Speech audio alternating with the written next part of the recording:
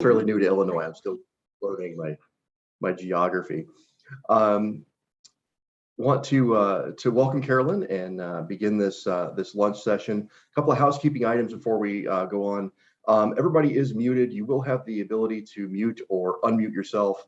However, we do have Martha with us, who will be kind of our traffic cop. And we do ask that you do mute yourself when you are not speaking, so that way we can reduce background noise and facilitate Carolyn's presentation here. If you have questions, please throw them into the chat, and then that way we can get to them in an organized manner. And then that would be when we'd ask you to unmute yourself. This session is being recorded so that you can access it later. Again, in about 2 weeks, we'll be sending notices out to all of the registrants that the recordings are available to view on Illinois WorkNet. I would like to introduce Carolyn and hand the microphone over to you. Thank you very much. Thank you, Andy. I really appreciate it. Well, welcome to the Idea and Innovation Summit. I know our primary focus today is connecting people with employment, with a particular emphasis on HIV and the disabled trans community. And my name is, again, Carolyn Torgensen. I am the University of Illinois at Urbana-Champaign vocational rehabilitation counselor. I work for DRS. I have really enjoyed my position. I have an opportunity, to exercise my skills. I'm a vocational rehabilitation counselor as well as a licensed professional counselor. I focus on dialectic behavior therapy, which is mindfulness, emotion regulation, distress tolerance, and interpersonal effectiveness. And this gives me a wonderful opportunity to brand things as work stress strategies for my customers as they progress through the university. And I also do a lot of job placement. We have many customers in our district who identify as LGBTQ+. I have several customers who identify as trans, and I work particularly with the LGBTQ+ community, kink, poly, and many other different aspects that may be a little bit of specialty for a counselor. So I've had a really good opportunity to present some validation and normalization of not only the processes and the experiences of disability, as I was also a DRS customer myself, and I'm a person with multiple disabilities. And my experience in the LGBTQ+ community has also been very valuable as I work with my customers over at the university. So if you could advance to the next slide, I'd appreciate that. So the title of my presentation today is Successfully Accessing and Maintaining Employment for Our LGBTQ Customers. Next slide, please. And some of the overview I'd like to present today is I'd like to take a conversationally, please feel free to enter ideas into the chat. Some of the subjects we will touch on today are very much similar to what was just spoken about in the panel, but it goes a little bit more in depth and maybe gives some more conversations or touch points that may be helpful for us as counselors and providers. So employment empowerment really begins with us. It is who we are as counselors and providers, examining our own barriers and strengths and weaknesses, meeting our LGBTQ+ customers where they are and as they are, and understanding the individual and their needs, really providing that validation and helping them with self-empowerment and understanding their rights and things that they can do to be successful in the workplace. And finally, I have a topic about competencies for us to develop as providers, some critical considerations for us as counselors and staff to be more effective in helping our LGBTQ+ customers access and maintain employment. Next slide, please. So first of all, examining ourselves is a very important piece in providing what we call in counseling unconditional positive regard, helping our customers who are LGBTQ with validation, feeling the sense of empowerment, self-worth and even the dignity and the resolve to be self-advocates for themselves in employment, not just to obtain a job, but to maintain a job successfully. So examining ourselves and our strengths as providers and capitalizing on our own assets will only lead to more successful outcomes for our customers. And knowing where we're coming from is really the first step in planning how to achieve our goal of successful employment outcomes for our LGBT customers in our community. Next slide, please.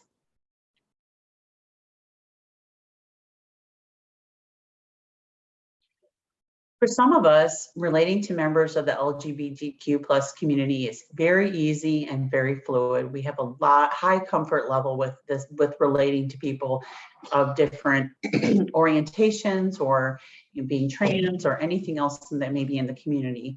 But some of us, it's not quite as fluid. So we're going to talk a little bit about some of the barriers we may face in relating to our LGBTQ plus customers. Next slide, please. So I have a kind of rhetorical question. I hope we all can have an idea pop in our minds, and you're welcome to put something in the chat as well. So have you ever felt fear or intimidation in a situation you may be unfamiliar with? I know for me, going to grad school was an opportunity, and I loved doing it, but I had a lot of trepidation about moving into that big world of study. And it was just something I didn't know how it would be. And I didn't know how it would relate to the other students and my professors, and it was intimidating. So I'm sure there's been times in your life where you've had situations where you might have fear or intimidation, and even insecurities or not knowing where your boundaries are in terms of feeling comfortable moving forward. So I have a couple considerations, and these are just topics I felt were relevant that if we can reflect on these ourselves, it may actually provide us a really good point of view for for us to be able to be more successful as counselors. So, why are LGBTQ plus concerns even important in employment? Like, how is this even important? I don't even know anyone in my personal life or a customer who is LGBTQ plus, so I'm not familiar with these issues. What if LGBTQ plus concerns go against my religion? Many religions teach unconditional love, but some of the dogma or some of the traditions or the culture of the religion may prevent us from feeling really comfortable addressing issues with the LGBTQ plus community. And as counselors, we want to provide that unconditional positive regard, but we don't want to necessarily go against things that are important to us as well. So taking a critical look at that particular piece can help us really understand our biases and how we can access other resources. We don't necessarily have to be a complete expert in LGBTQ plus counseling and vocational counseling, but where can we access these resources and lead our customers to people who really can help them be more successful? What if I can't help a member of the LGBTQ plus community meet their needs? What if I'm at a loss? What do I do in those circumstances? And we'll talk a little bit more about that later in the slides. And what if something I do is wrong or offends a member of the LGBTQ plus community? And I think it's really important to remember we can always apologize for making, what we didn't know was a mistake. And if it, offends or hurts somebody, an apology goes a long way. Just acknowledging that we've taken the time to be aware and to understand how maybe some of our actions, words, behaviors, or responses can be hurtful to other people and cause invalidation. It can be very helpful just to learn to apologize for the mistakes we make. So I asked you this question now: would you be willing to make this an opportunity for personal growth as a provider and as an individual person? Next slide, please. One of the things I like to take a step back and kind of take that eagle eye perspective about is we need to develop an awareness of the humanness and American freedoms for all individuals we help with disabilities, whether they be LGBTQ, people of color, different races or countries of origin, different religions. And these people are guaranteed American freedoms, within our federally funded programs. So it kind of goes back to the mandates we have and using those as like a springboard or a platform to be able to offer our LGBTQ customers as high quality service as we possibly can. Next slide.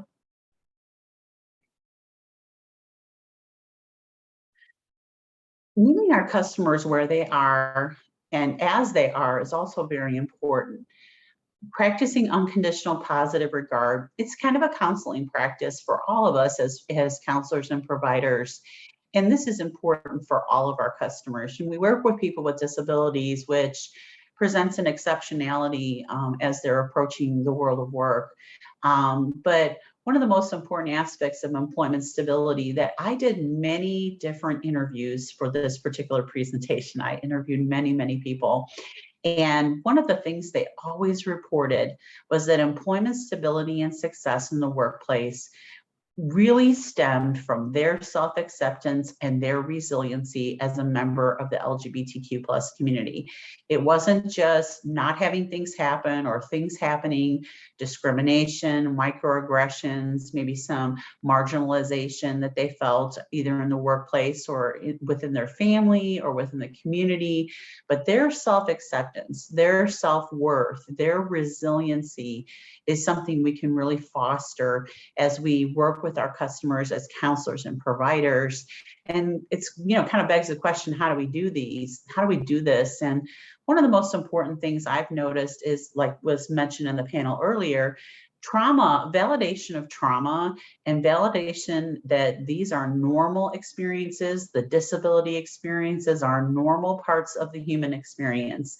The LGBTQ plus issues that people may face in the workplace or in the family or in the community are normal. It is normal to feel this way. It is normal to have struggles and a lot of emotion over it that can present like stress and psychological barriers and even, environmental or occupational barriers as well. So normalizing both the disability experience and the LGBTQ plus experience can be a very strong way for us to help our customers have that self-acceptance and empowerment and ability to develop resiliency. So we can foster these qualities through unconditional positive regard. Next slide. If we reflect on the customers' messages that they receive from society, family, and coworkers, and even their supervisors, these can be very positive, reinforcing and uplifting, and they can also be something that is difficult for them to manage. And one of the things that I really encourage other counselors and providers to be is to have that willingness to listen, to hear the types of things that are being said or the gestures, the references maybe being passed up for a promotion or having their voice not being heard during brainstorming sessions among their team members at work. So it's really important to reflect on these with our customers and validate their experience. Next slide.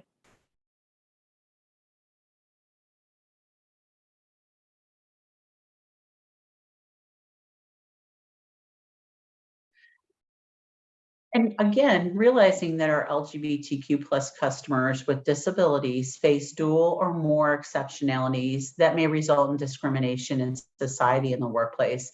It is a challenge.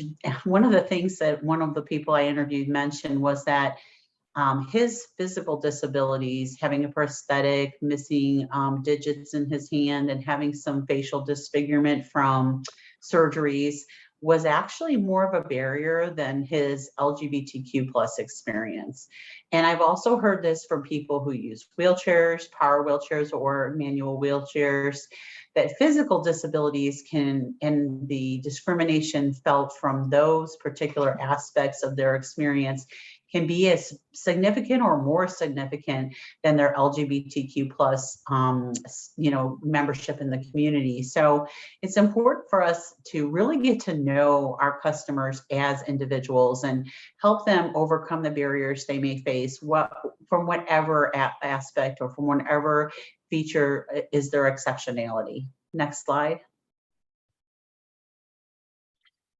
So one of the very interesting conversations that came up for me, and this may seem a little bit like off the beaten path here, but there are issues for our LGBTQ plus customers with social media and revealing their personal life in public. Now that's kind of obvious, but some of our customers find that presenting their LGBTQ plus on social media affects their employment opportunities.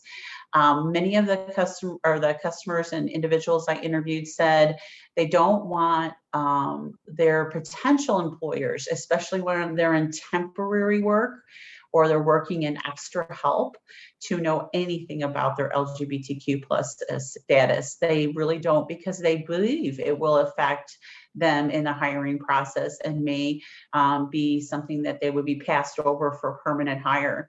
Another thing that I found was very interesting was that people will use alternative names, or they will use sort of like an alias on Facebook or in social media in general to overcome that. But these are some things we can even be sensitive to, that, you know, there are employers that search your Facebook page, so to see what you're all about.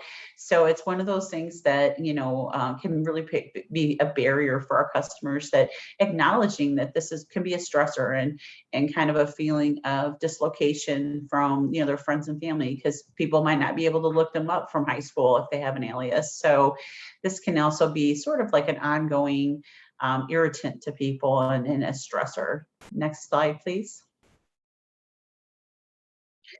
So competencies for us to develop as providers is identifying overt acts that would exemplify LGBTQ discrimination in the workplace.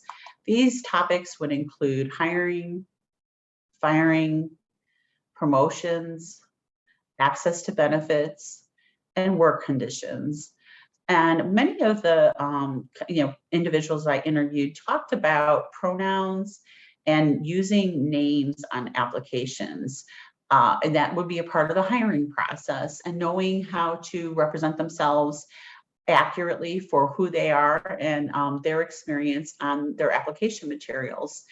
That is very important to making sure that your preferred name, or maybe if you're in transition of changing your name, and or even if your diplomas or previous information about you that's on letters of recommendation may be in a different name. So being able to represent that accurately, so you are your experience is honored regardless of what your name, your name preference or what you choose your name to be, is very important. Another thing that was mentioned in the previous panel discussion was being able to present not only in clothing that we feel is appropriate to our gender and orientation, but also being able to present professionally. Many people may not have the experience of working in an office setting, or even just learning how to wear a uniform with appropriate jewelry or accessories.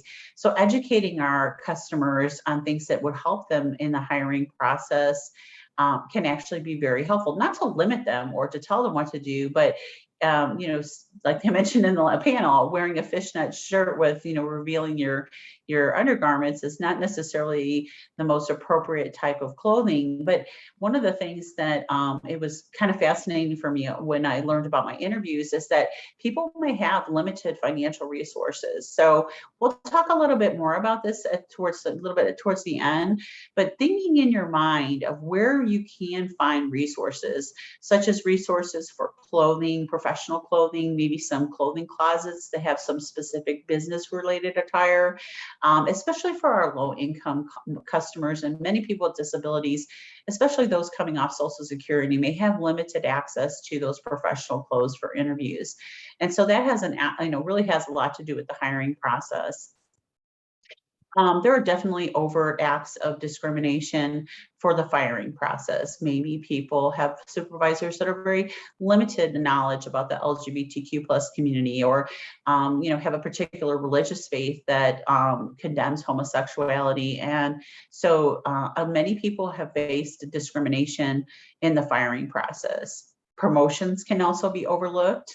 And, as Renee Patrick mentioned, there has been recent legislation for customers with disabilities to receive equal pay in employment. And that has not necessarily always been the truth in the past. So understanding those dynamics and being aware of them and compassionate to them can be really advantageous as we empower our customers. Benefits have been an issue historically, maybe a little bit less so now, as married partners who are same sex can receive benefits, but there are also people in the poly community with multiple partners, and they don't receive benefits for all the partners, even though they may be a part of a household. So there can be discrimination in the LGBTQ plus community for benefits. And one of the biggest ones I heard over and over from the people I interview was work conditions. But again, they said the more resilient and more empowered they were, the work conditions were less and less impacting to them, and also less and less obvious. People will look for someone who has a lack of empowerment and pick on them. And so the more empowered we can help our customers be, the more they will present as a strong, wonderful candidate and excellent employee. And bullies will be bullies, and so they can really cause a hostile work environment. But it's very important for us to identify these and talk to our customers about what they may see in employment, especially if they haven't had a lot of employment experience. Next slide. Microaggressions are something I learned about, not that long ago, actually. And these have a definite impact on the LGBT plus community in the workforce. These microaggressions can be verbal, behavioral, or environmental. And that verbal ones might be something, that people say or do, like, you don't really look very gay. Behaviorally could be like the shrugging of your shoulders, or some sort of physical, physical way of responding to someone that may be, derogatory or dismissive. And environmentally, it may be difficult in the workplace for people to relate to, having their personal photos up, or maybe symbols or other things that are important to them that are related to their LGBTQ member association. So there's a lot of different things environmentally and culturally, even some maybe discriminatory policies or policies that imply bias. Even though we're not supposed to have those, they do exist. And these micro assaults, micro insults, and micro invalidations may seem minor, but it's very often that people get their ideas overlooked. Like I said, in brainstorming sessions, they are marginalized in terms of their expertise. Micro assaults may be, some sort of sexual references or innuendos, and may actually cause, quite a bit of emotional distress, and people even leaving employment because of these type of microaggressions they may face. Next slide, please. So educating ourselves on LGBTQ rights as they pertain to employment, and how our customers can exercise those rights in the workplace is also very important. And again, looking at the same topics, what are the rights for hiring in the hiring process? And not only for the fact that they may be members of the LGBTQ plus community, but also their rights as individuals with disabilities, for reasonable accommodations. Us knowing this as counselors and being able to translate this knowledge to our customers can be a very empowering experience for them. Their rights in terms of being fired in due process. Their rights in being able to receive promotions, and what the company policies are. We can empower our customers to examine those and understand the processes of promotion. And also, using federal legislation, you can also help your customers become educated about benefits. And the following, the work conditions is also very important. And it's not just providing, reprimands for, sexual harassment, but it's also how to be resilient and be able to overcome the maybe a hostile work environment a little bit more successfully and learn to mitigate the stress responses we may have through coping strategies. Next slide, please. Another factor that presents itself as we work with our LGBTQ customers as they seek employment is understanding how open they are about their experiences, not only with you, but with their families, with their community, and at work. I know we've all heard stories about the LGBTQ plus community members having some wonderful parents who completely accept them and embrace them. We've also heard stories where violence was involved, people lost their living arrangements, and maybe even were ostracized from the family. So these experiences are very different and may translate into openness in their willingness to be, identified as members of the community, or a lack of openness. So just really having that conversation about how open do you want to be, and how open do you feel you need to be in order to successfully gain and maintain employment. And a lot of times people may represent and not want to use personal pronouns or names that might be more obvious that they are and members of the LGBTQ plus community. And there's also sometimes where they will use that in their private life, but not use that in their professional life. I know many people who have alternative names in their private life that their friends and family use, and that in their professional life they use a completely maybe their birth name or a name that they've changed to.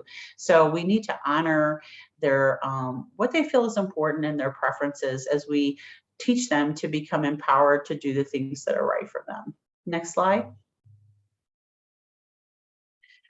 So it's important for us to empower our LGBTQ customers, as I've said throughout the conversation today, to act as self-advocates through counseling and guidance, and partner with them to develop solution-focused ways to overcome barriers. These may include topics about communication and being able to communicate about their disability or their LGBTQ plus status, asking for assistance in the workplace to help them be more successful in getting hired, getting promotions, maintaining their employment, and managing different microaggressions or even overt discrimination in the workplace. And also being very self-advocating. Some people are just shy, and so it's hard for them to self-advocate, but some people are not. And it's building our customers up with a lot of unconditional positive regard, validation, and letting them know that their experience is very normal. This is a human experience. Disability is a human experience. Being a member of the LGBTQ plus community is a human experience. And just validating that on whatever level we can, giving them that unconditional positive regard, again, is very, very empowering. And then ultimately, if we teach them how to utilize company policies to curb issues in the workplace, again, that helps with them to be acting as their own advocates, because they can come to us for advocacy and we can kind of put the hammer down because this is where it comes from the state. But also sometimes, they don't want to necessarily go that far, but they still need some consideration or assistance in employment, either obtaining or maintaining employment. So teaching our customers to be self-advocating is a really empowering experience. Next slide, please. And again, understanding concepts related to name changes, use of personal pronouns, and perceptions of appearances as these relate to the world of work.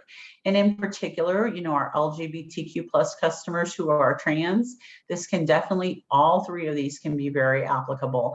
And just having a compassion for this and really listening and validating our customers, like I've said, and understanding what they want and helping them achieve that is very important. Next slide, please. I think one of the most important takeaways, if any of you guys take away anything from this particular talk, is this slide. creating a list of LGBTQ plus resources and making this available to our customers. This is so critical. I don't think anybody expects all of us to be experts in the LGBTQ plus community. We're not. No, we're not all experts. Even I, as a member of the LGBTQ plus community, am not a complete expert. And it's very important to, sometimes it's very, very helpful for LGBTQ plus individuals to have someone who really gets it and understands them and can validate them, not only compassionately, but can have complete empathy for the walk they're walking. Like, people with street cred makes a big difference. And it's like, if I can get through this employment issue, you can get through this employment issue. If I can get through this disability related issue, you can get through this disability related issue. And this is how I did it. That validation for someone who has walked the walk and talked the talk is very, very, very empowering. So counselors specializing in LGBTQ in your community, make a list of them. Make a list of contact information for local groups and organizations. I know on the campus of UIUC over at, U of I at Urbana-Champaign, we have many groups that are advocates for, and pride groups that are advocates for our LGBTQ customers and our, the students. And so, but there's also local groups and organizations that they don't just organize pride, pride parades. They actually have counseling groups and, and self-help groups and, and we used to have one called Rainbow Cafe down in Southern, where I went to school, Southern Illinois University. And it was meant for just conversation and socialization for people under the age of 24 who were LGBTQ. And I remember when I was younger, Q didn't just mean queer, it meant questioning. And that was a wonderful space for young people who are still questioning their, if they were going to be a member of the LGBTQ plus community and getting some feedback from other people. And I think that could be one of the hardest groups we face in terms of counseling is people who are questioning because they may not be completely solidified in how they feel. They may not feel empowered yet. They may not have self-advocacy, but understanding where they are in the process of accepting and embracing their LGBTQ membership in the community is also very important.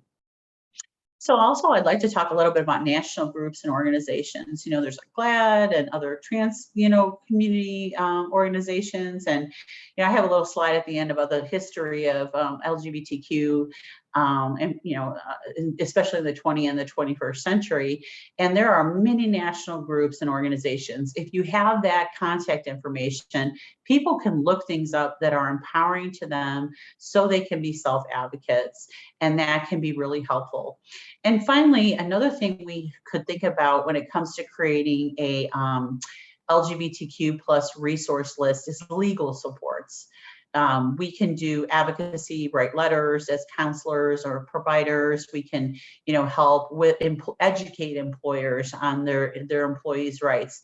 But legal supports sometimes are necessary, and the types of organizations that may specialize in low-income legal support, and also people who want to have, the lawyers or legal organizations that may have a specialty in LGBTQ+. So really focusing on helping our LGBTQ plus customers, connect to counselors, connect to local groups, understanding resources in the national organizations, and providing them information about legal supports for self-advocacy as in employment would be a wonderful benefit. So if you take anything away from this and apply it to your practice, I really hope that you would create a list of this, because nobody expects all of us to be experts.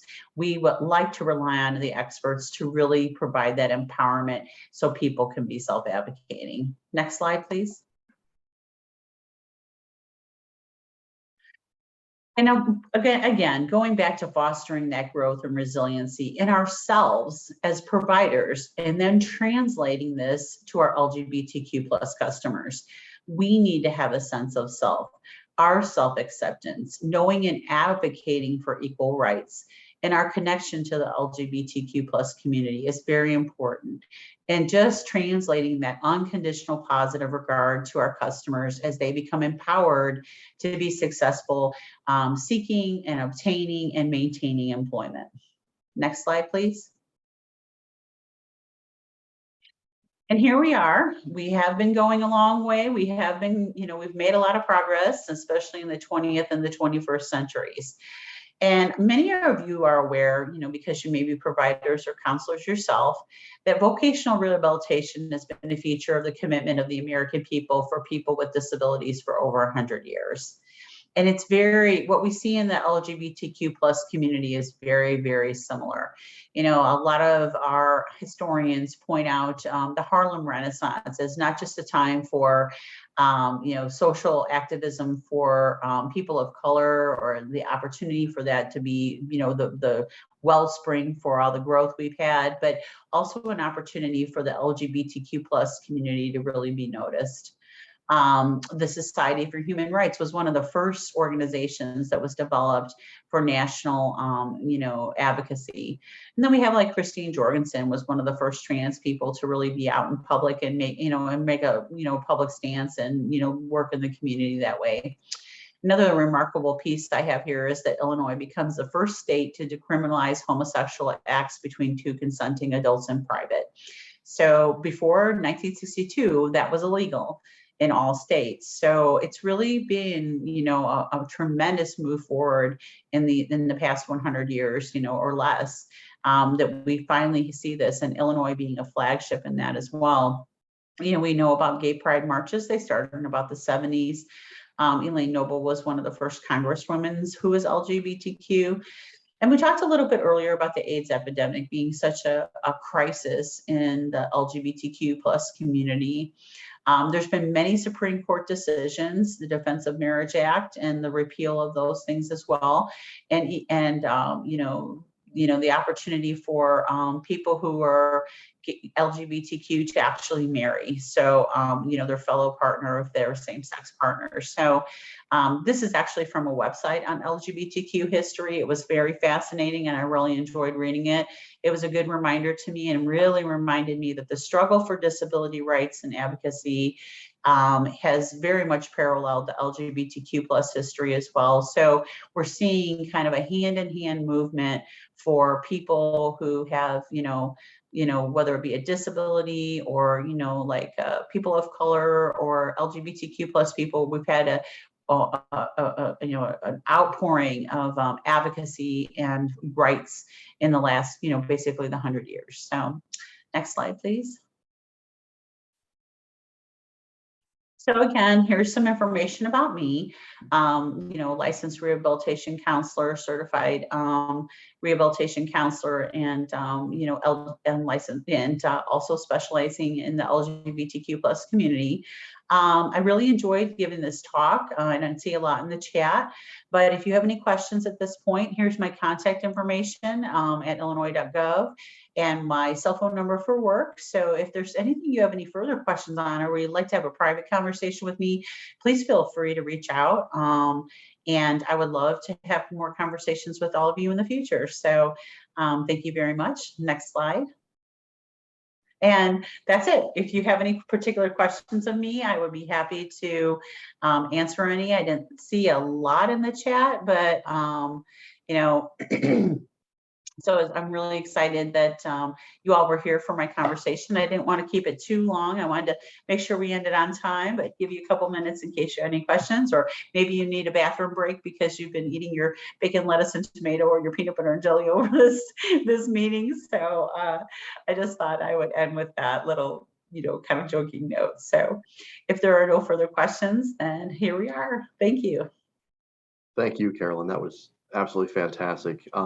And for everyone's knowledge, Carolyn's presentation is available on the Summit website, so you can download the slides and access all of that same information. Right. Thank you, Andy. I really appreciate it. Well, I hope everybody has a great day and enjoys the rest of the conference. Thank you. Yes, ma'am. Thank you very much.